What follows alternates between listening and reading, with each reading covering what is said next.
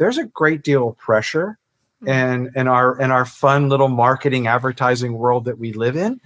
And agency owners really do take a lot of that on their shoulders. And I think it's important for us to recognize that we're human beings. And human beings, like anything else in the world, if it doesn't get recharged, it doesn't work.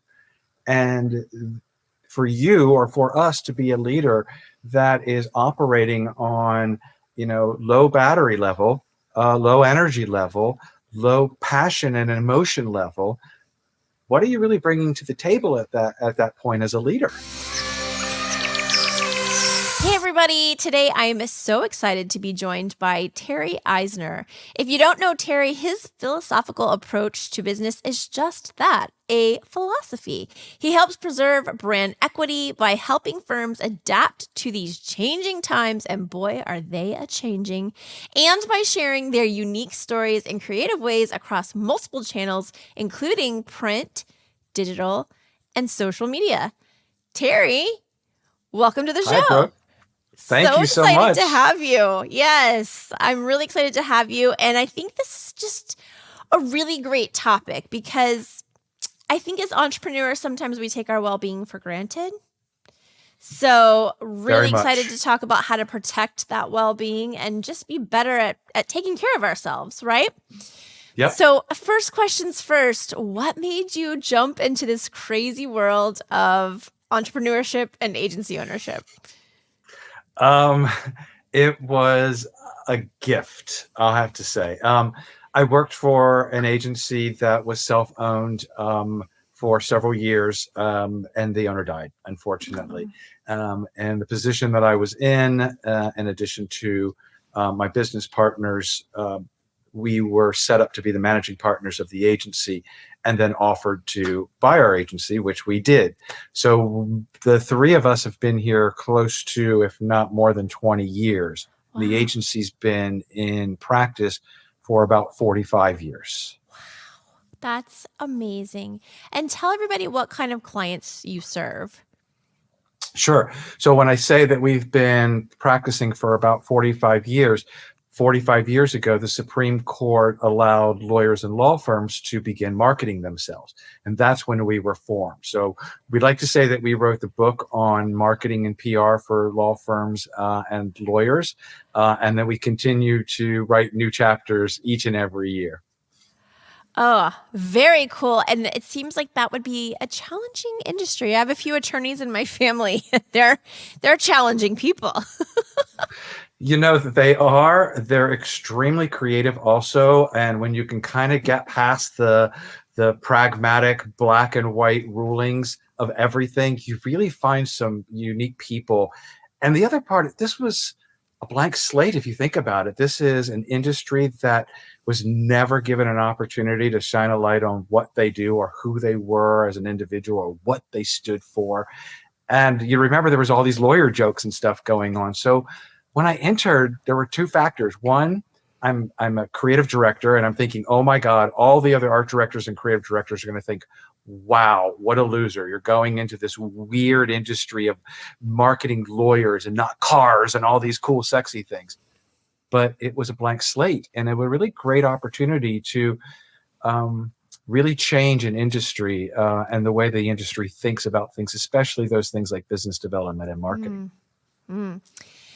Well, I want to start our conversation with something today that's a little self-serving, which is the importance of breaks, right? I was just having this conversation with my husband last night, like what we have to put in the calendar now, what we're going to do this year, because if we don't do it, we're not going to take that break. So why do you believe taking well-being breaks, whether it be a vacation or literally just some time to yourself, is essential for agency owners, especially in a high-pressure industry like yours? The thing is that we have to recognize that marketing, advertising, budgets, and dollars spent is really this high-level frustration, aggravation, intensity, and it's really projected on us a lot because you're really working with clients that are questioning what you're doing, questioning hours, questioning dollars. And you take a lot of that on, but you're also in a family in an agency situation where you're responsible for your employees and your business partners and your colleagues. And that puts another added pressure on you. So you've got pressures to perform, and then you've got pressures to lead and be empathetic, and to create a dynamic of a family. And then, as we all know, within a family, they have their dynamics, and you're in a position in which you need to manage that. And then there's the social and cultural issues that are all out there, and they come raining down on us. So I appreciate the fact of identifying the idea that there's a great deal of pressure in our fun little marketing advertising world that we live in. And agency owners really do take a lot of that on their shoulders. And I think it's important for us to recognize that we're human beings.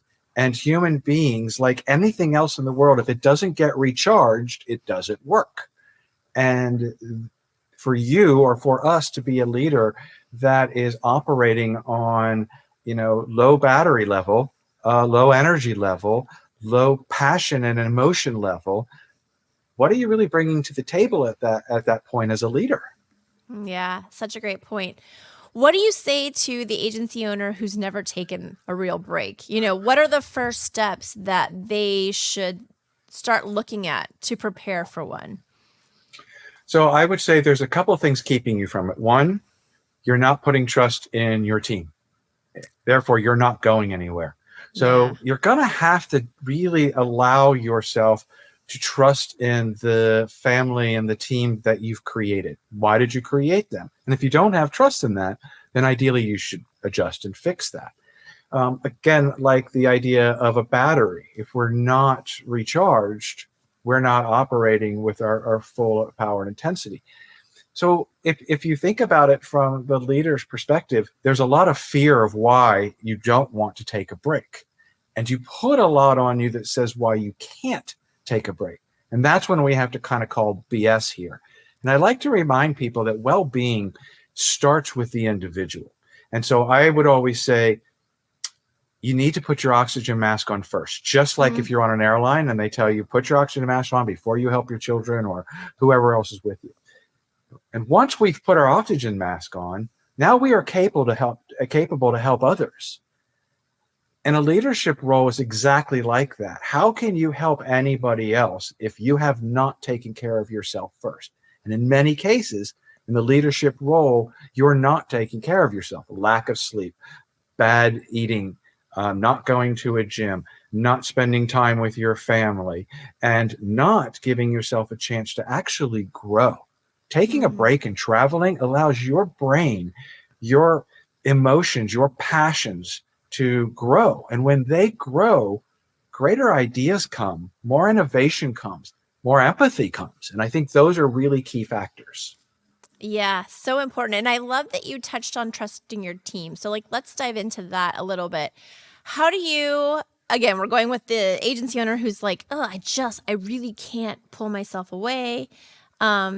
And maybe it's because they don't trust their team. So how do you help that person, or what would you say your advice is for that person who needs to understand how to manage delegation and, in the same vein, or maybe before, build trust with the team so that they can ensure that things run smoothly when they're absent?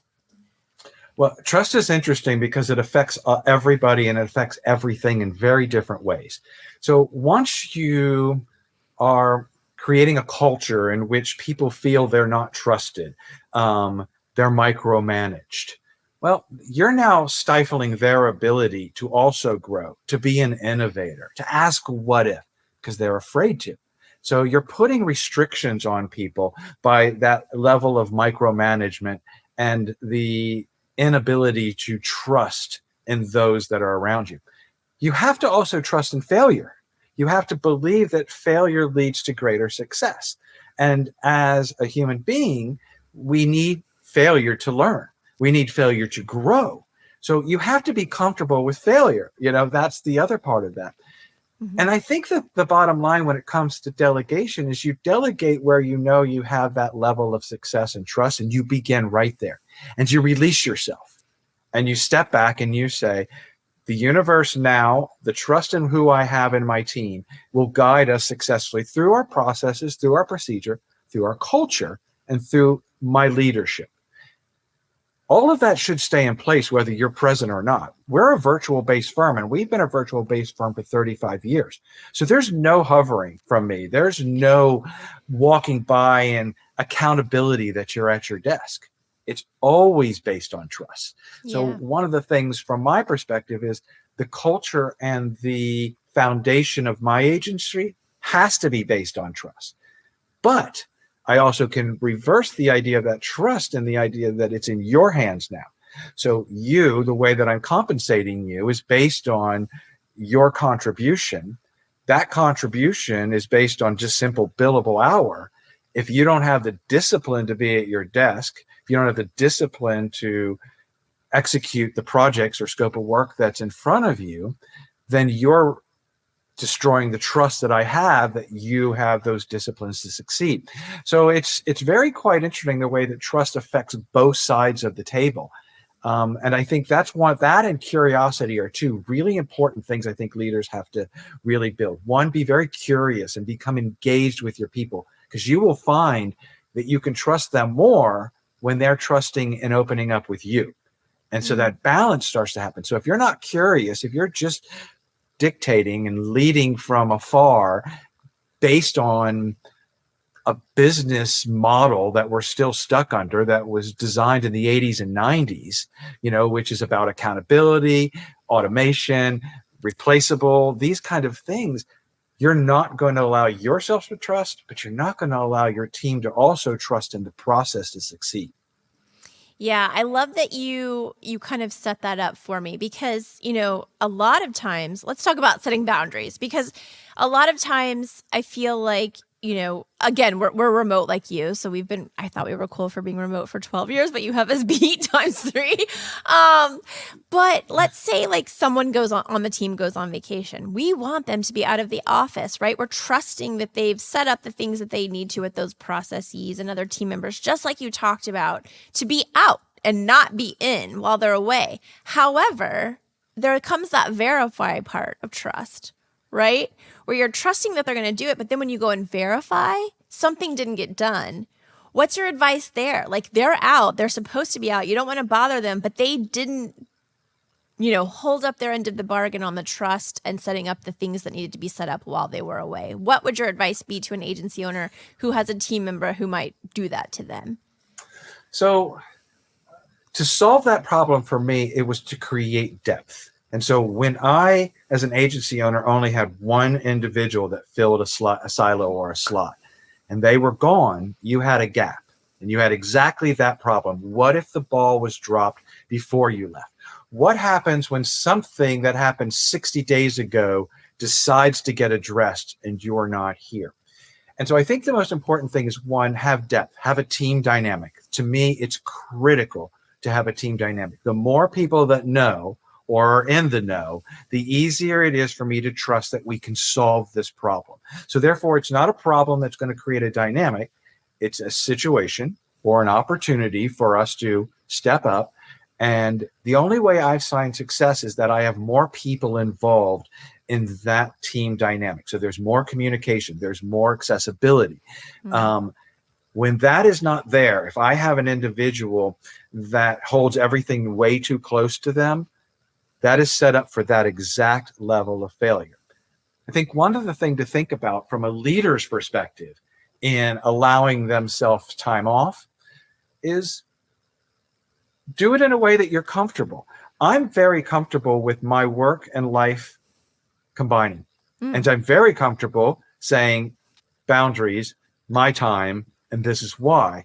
And I think it's important to know that for me, I love travel. My husband and I travel all the time. And it's a learning experience for me. It's an opportunity for me to get out and experience people. I'm a Cancer. I love to be at home and my little crab and my shell. I loved, when it was the lockdown for COVID, I'm like, yay, I don't have to go out and talk to people. But it forces me to do that. But what I also is, I allow myself to be connected. I don't want to come home to a bunch of emails. So I allow myself to be accessible to a certain point. No phone calls, no meetings. I'll answer Teams messages, I'll answer a text message, and I'll check emails. But that's also because I want to take those anxieties off of me. They're not because I don't trust in anybody. It's because we're in a team dynamic, and therefore I want to be available. Now, for my people, I would say you have that as a choice.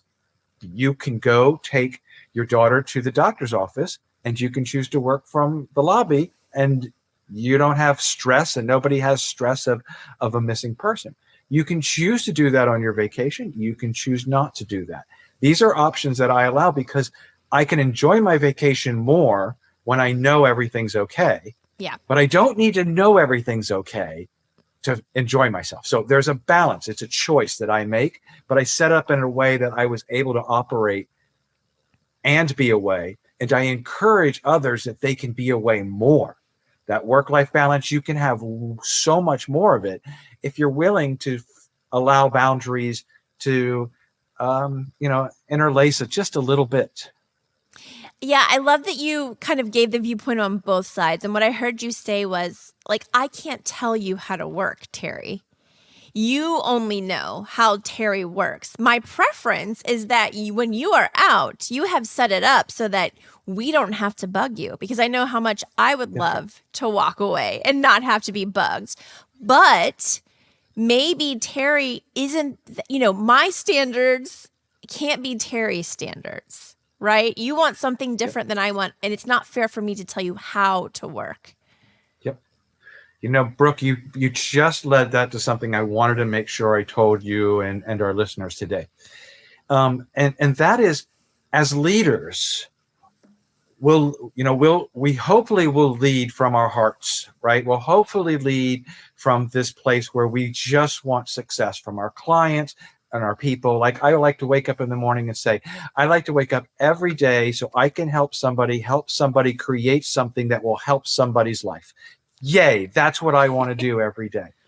So think about what you do as a leader, and then think about what your team sees, and then the anxiety they get because they think they have to operate the same way. And you never, ever, ever intended that. So you love to work. You love to socialize. You love to travel for business. You love to write. You love to solve problems. And for you, you can be working until 11, 12 o'clock at night, and it does not affect you because it's what makes you happy. And you send those emails out. Your team now thinks they should work longer. Your team now thinks they should answer that email. Even when you said, don't answer that till Monday, I say don't send it at all until Monday. But the thing is, we have to make sure that we're more transparent and we communicate that there are certain things I do that I hope you see that I do that empower you to have less anxieties, to feel empowered to do other things, to bring ideas to the table, to collaborate more. But sometimes I'm going to do things that you're going to assume is what I expect from you. And the leader never expected that, but they never articulated that. But we are set up to have to read in between the lines and make assumptions about expectations that sometimes aren't there. And that's a great deal of anxiety that your team holds on their shoulders that you never knew as a leader you were actually creating. Yeah. I mean, I've seen that so many times. So I know with my own eyes and heart and feelings of all that's so true. What about feeling guilty? So at the end of 2021, I kind of had like a burnout, a breakup, with myself and my passion for what I do. And I knew I was in a bad space.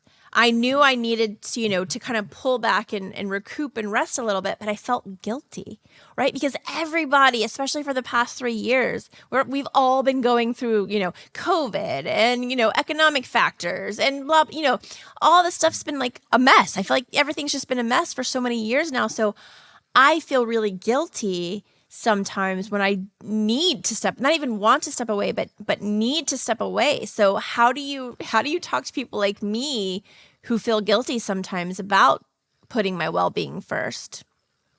So there's two things I'm going to address that, but I also want to tell you a story that I think everybody will really appreciate in this discussion that again happened in 2021, exactly like you, that kind of breaking point.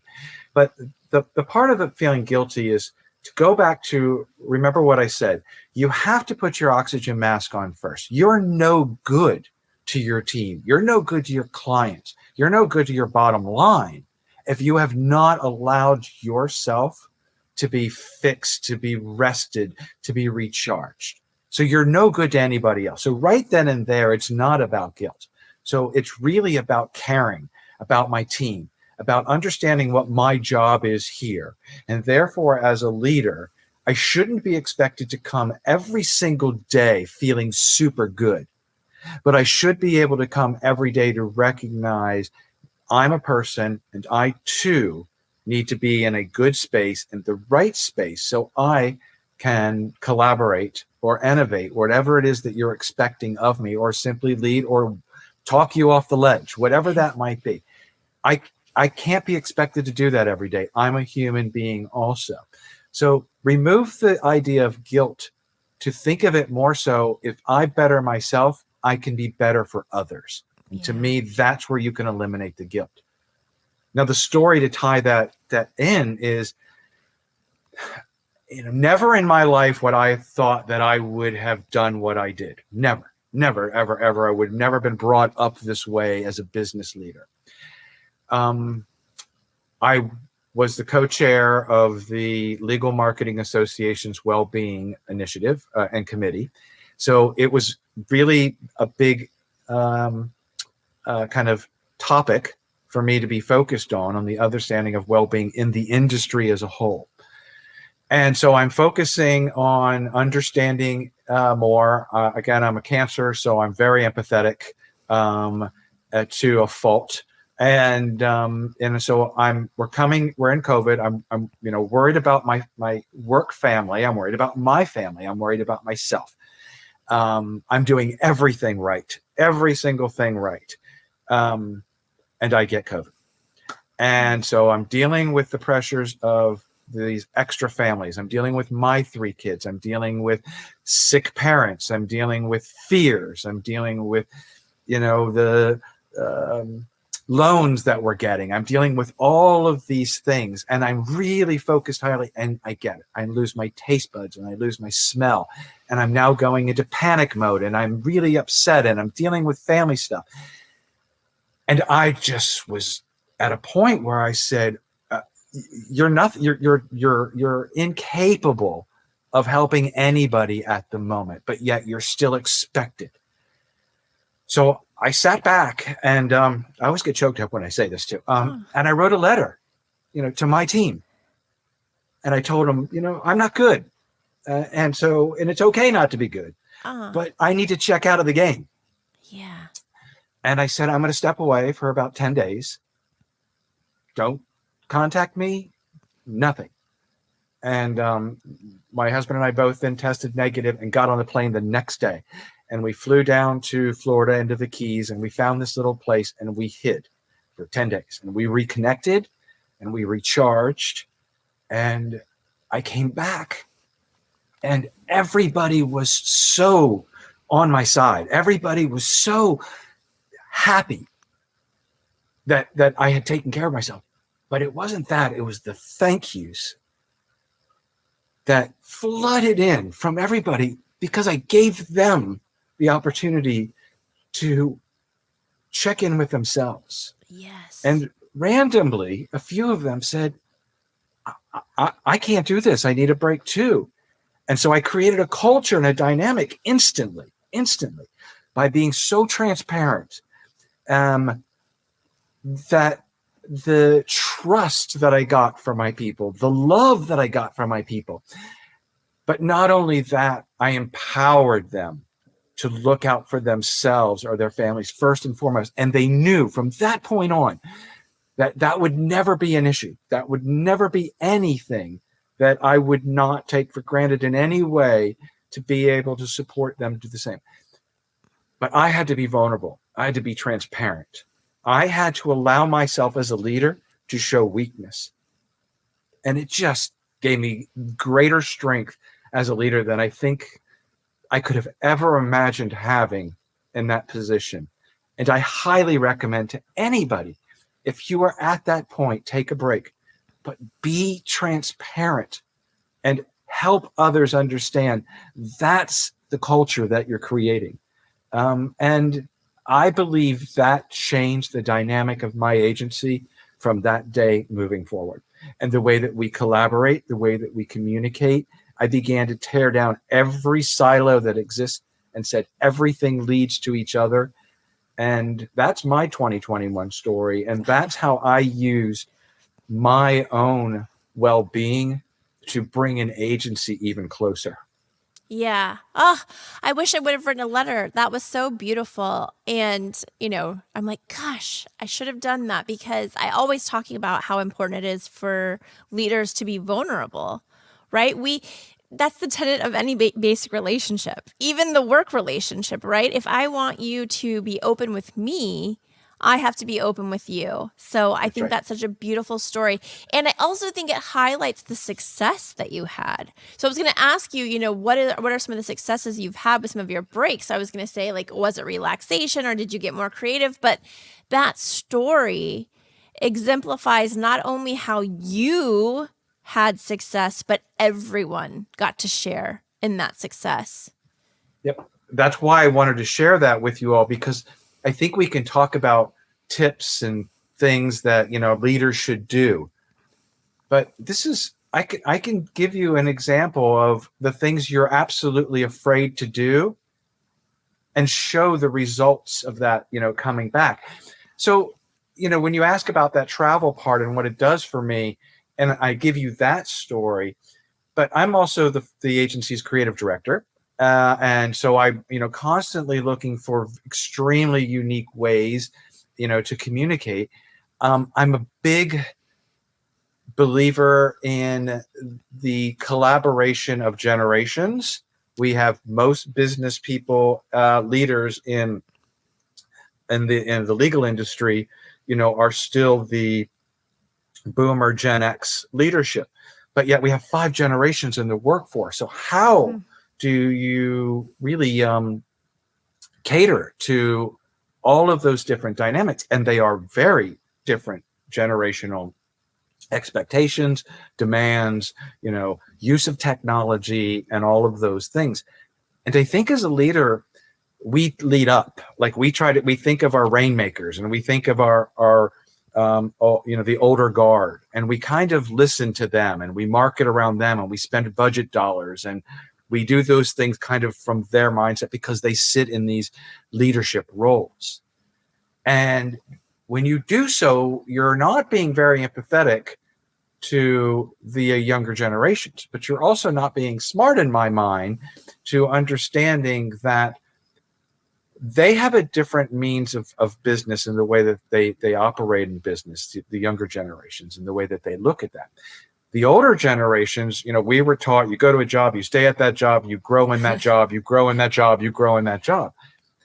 Younger generations are like, I've learned what I can from you, or you do not fit within my life world. You do not fit within my culture and social thinking.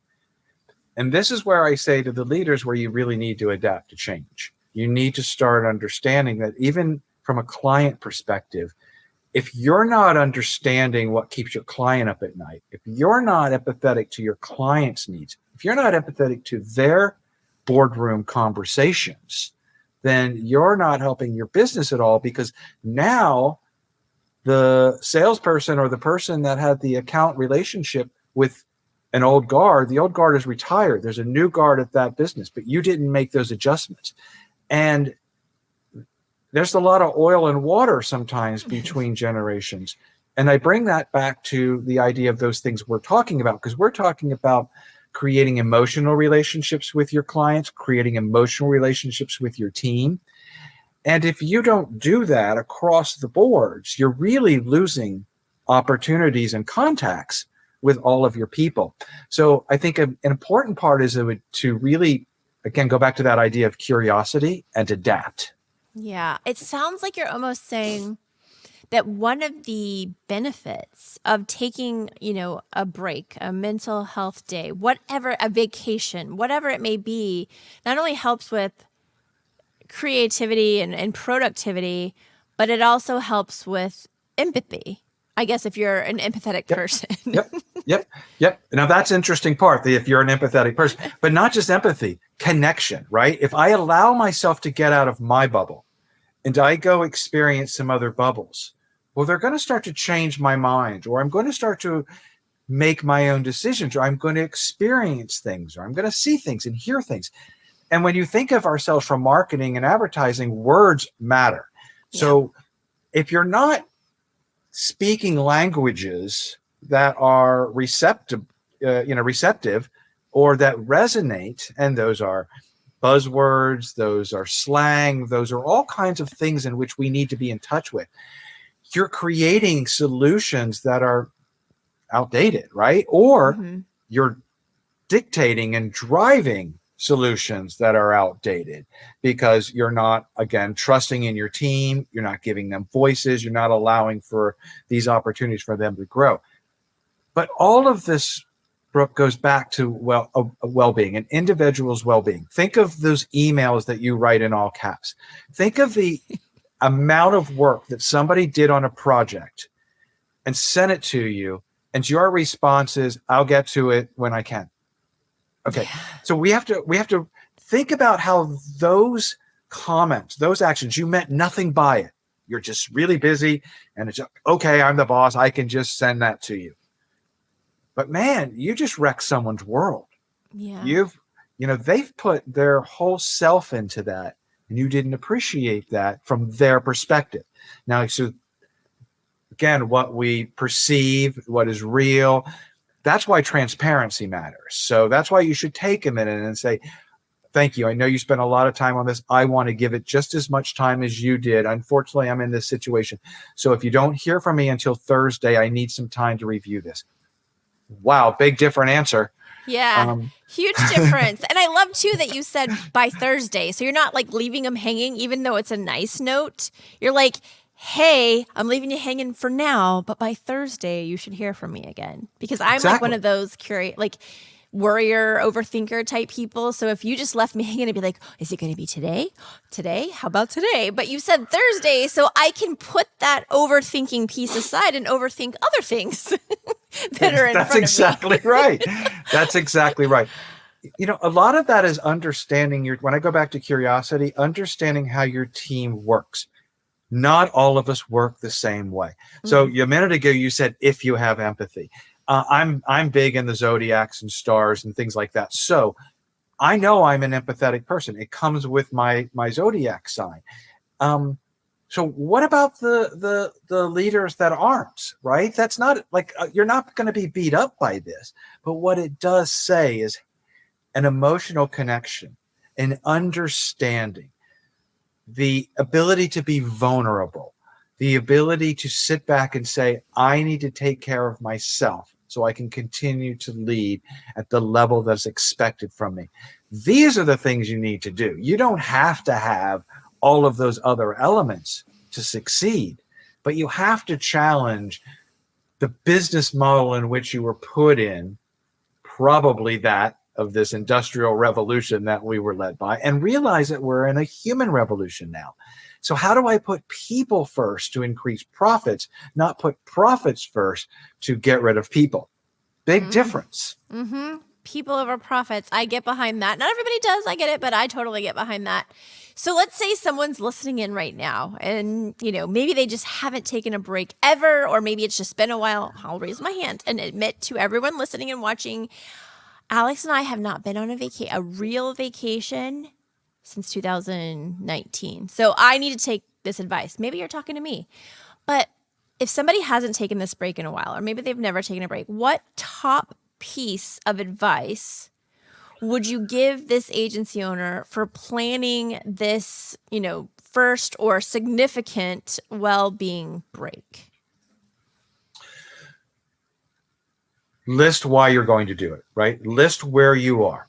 And a lot of times where we are is we've reached this plateau and everything's fine. Everything's fine.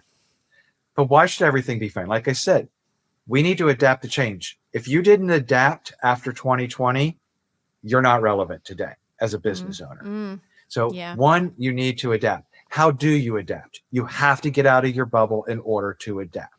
Number two, how I have multiple generations now. And what's happening is I'm stuck in the middle between the argument of, the different generations, their needs, expectations. I don't have children. I don't have any other means of measuring communication and expectations. So if I go out of my bubble, I have that opportunity to experience firsthand. Again, extremely important. How do we grow if we're not experiencing these things? And from a creative level, so I just did a trip to Barcelona, and went to go see all of these incredible designs and incredible churches, and just these really amazingly designed, beautiful things. And it changed the way that I thought so much about space, about why businesses have their offices designed a certain way. So how could I change the way in which I think about workflow and collaboration and innovation? And how do I eliminate the corner office? And how do we create hallways that are filled with innovation, so the time I get to the collaboration station, I'm just filled with ideas? Yeah. As opposed to the box in which I've put everybody in, or which, again, a culture and a business model has put us all in. When you're in that box, you're safe. When you're in that box, you're comfortable. When you get out of that box, you start to see these really incredible opportunities, and you see the world differently. And you go back and you take some of that back with you, and you make some changes. And you start to see that those changes really improve collaboration, communication, that innovation, and all of a sudden profit growth or whatever. You go on another trip and you see a different culture and the way that it operates together and its levels of trust. And you begin to believe that, and you start to practice that. How are you going to do that in the box in which we live in today and we call home and we think is operating just fine?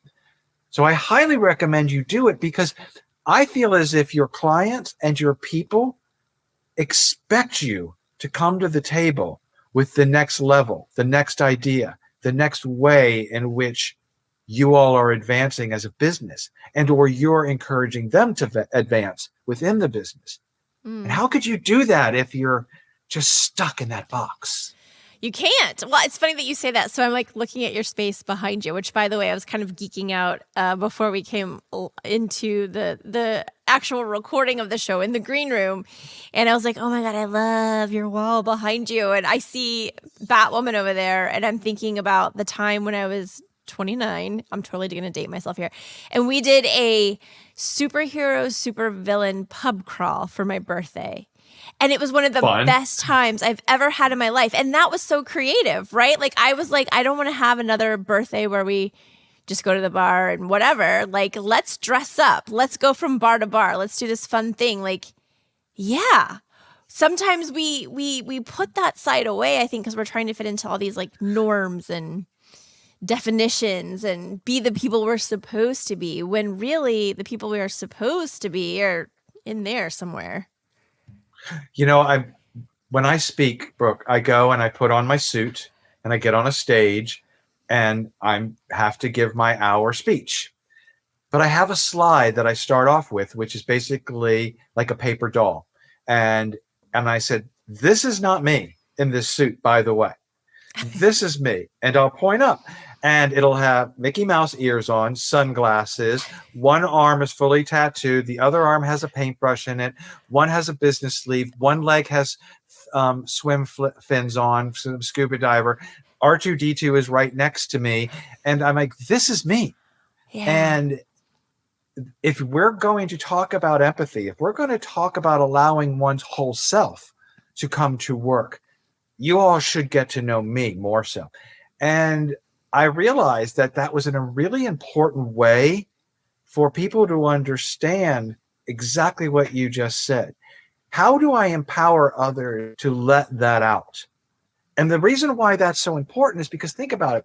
If we go to work and we conform, we fit into this box, something isn't coming into the box with us because there isn't room.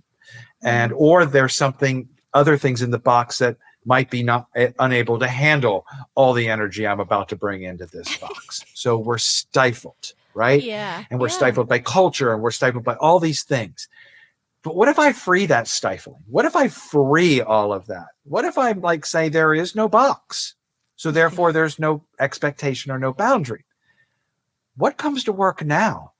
And what can I do with this, right? It's like I've got this new power, it's in my hand. And it's a much greater power than I had to work with because I freed up this containment. Well, us as leaders are exactly in that same level of containment. So if my mind can be freed, if I could be opened up and smile from somebody that educated me in a way they didn't, where I could see color in a different way, and I can take that back and go, I have a situation where what I just witnessed, I can apply to this, and I could change the way people think. And that's exactly what I do when I travel. I think of how can I bring this back, and how can I tell you a story that will get you to better move that dial where I need it to be, as opposed to lecturing you. And so traveling, getting out of this box, creates an opportunity for my agency to kind of be not constrained in any way by boundaries and borders. So therefore, profit and innovation and collaboration are greater than I've ever seen them. Yeah. For all of you sci-fi nerds who are listening, I see you. But I would just say, like, there is no spoon, right? It reminds me of The Matrix. Like, there is no spoon. And until you can understand what that means, you can't become Neo. If you haven't seen The Matrix, go watch it. That's exactly right. Or there is a spoon, but you have to create it yourself. And that's a whole dynamic in its own. Like, empower yourself to manifest and create those things. It will not happen operating the way that you're operating today until you release yourself. I'm going to tell you, your team is going to love a released you as a leader. They might be shocked at first. What's going on here? But when they know that you trust them enough to be you, you have given them the golden Wonka ticket right then and there. Because you said, I trust you so much to see me. Then you say, I'm going to let you see me. And that's when things start to happen. I love it. I love this whole conversation. It's been just lovely. I just love talking about this side of business, right? The vulnerable side. And I'm sure other people will want to maybe talk to you about some of this as well. So tell everybody, where can they find you? What are you working on? All the cool things so that other people can learn from your wisdom. Yeah, no, please. You can find more programs like this. You can find a lot of content on the subject of well-being and why it matters, and how, as leaders, we need to take care of ourselves on our website, which is jaffepr.com, and that's JAFFEPR.com. But you can also find me on pretty much any social media at Sharing TMI. So Terry Martin Eisner is my name, and I was blessed with this amazing, initials of TMI. And when social media came out, I was like, what do you do on social media? You share way too much information. Mm-hmm. Guess what my handle is going to be? So pretty much anywhere you can find me at Sharing TMI. Love it so much. Thank you so much, Terry. This has been great. Everybody, we'll see you next time.